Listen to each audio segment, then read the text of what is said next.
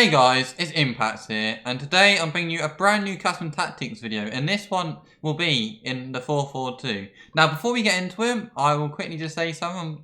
Just pretend this is Neymar, right?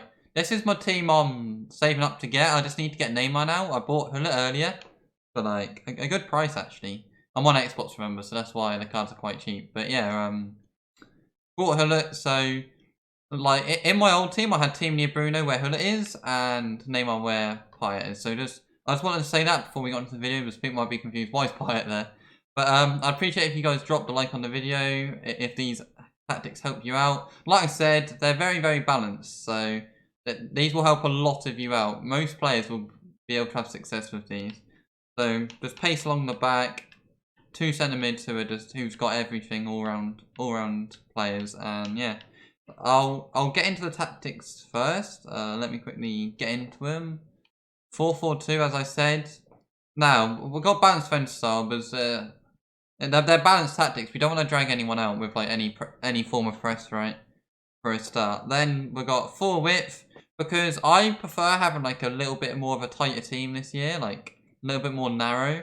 If I up it to like 6 or 7, whatever, I feel like it's easier for people to through ball me, and you all know how good through balls are this year, right?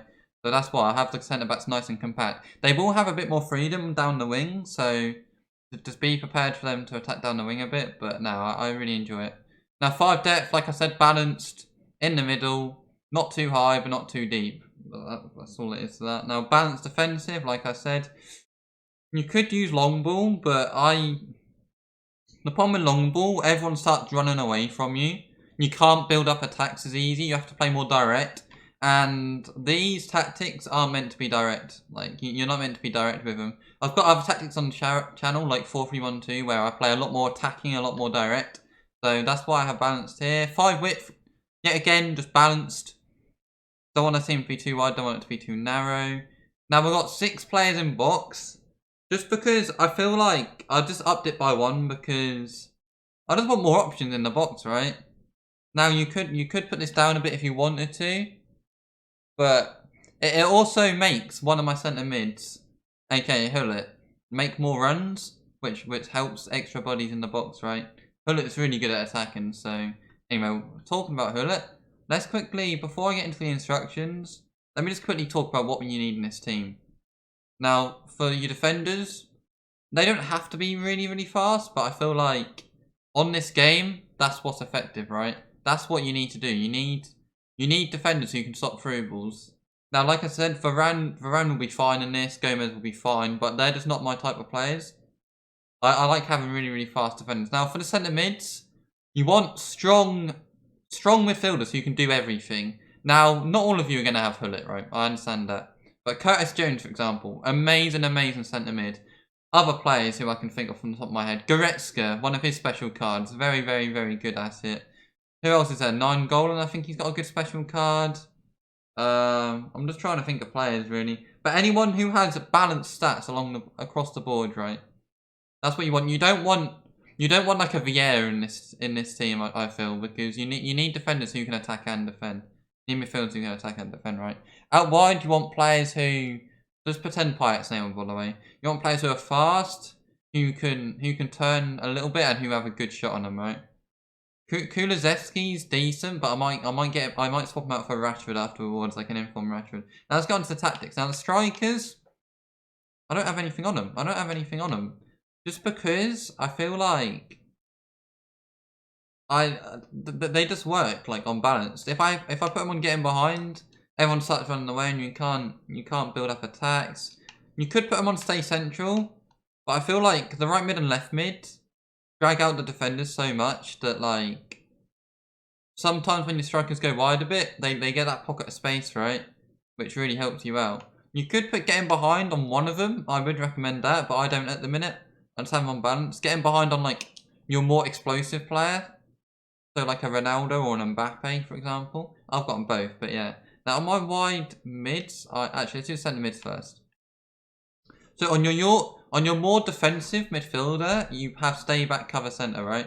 The reason why you have cover centre is because in the 4-4-2, your fullbacks aren't going to attack, right? You want them to be defensive.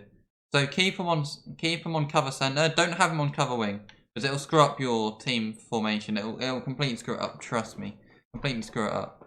And the other one is on balanced cover center. Now I know not all of you will have a Hullet, but for example, if you have like a Firmino freeze, for example, have him on balanced. If you have maybe a Renato, an informed Renato, have him on balanced. You're more attacking one out of the two, basically. And like I said, keep him on cover centre. You sometimes need that centre mid run in this formation to get the team going, right? Now your wide mids, come back on defense, cut inside, right? I did have get in behind and get into box, but the reason why I don't anymore is because I just felt like when you have the ball with your defenders and your right back and left back especially, your wide mids just bomb forward. They just run away, and it's like you can't build an attack up. It's not what the 4-4-2 is good for. The 4-4-2 is good for building up attacks. It's not good for direct play, in my opinion, right? So, and that's the way I'm using it anyway. So trust me, you'll enjoy it a lot more without getting behind. Getting to the box doesn't really matter that much, I don't think. But I just turned it off because, like, you know, there's no point, right? I think, and what cut inside does, by the way, when my strikers are out wide, my wide mid, so left mid, right mid, come into that little pocket of space, right? You'll be surprised how many chances you get with your wide mids when they're on cut inside. Really, really good. And I don't think a lot of people use it. I think it's really overlooked this year. So I would highly recommend cut inside on your wide mids. And it's the same for the other one. Yep, come back, cut inside. Now, like I said earlier, fullback, stay back overlap. Stay back. Because the left mid and right mid are there, you don't want them unbalanced. You'll basically have 2 left mids and 2 right mids, which will not be good, trust me. Have them on stay back in the 4-4-2. I've got other plans where I do have attacking fullbacks, and I said that they really, really work well. But that's only in a narrow, right? Because in a narrow, the centre mid and both centre mids are like your right mid and left mid, but they're tucked in, right? That's what makes the fullback so successful in this formation. And as you can see with the 4-4-2, they're wider, right? So you're not going to get that freedom. You're not going to get that space down the wings.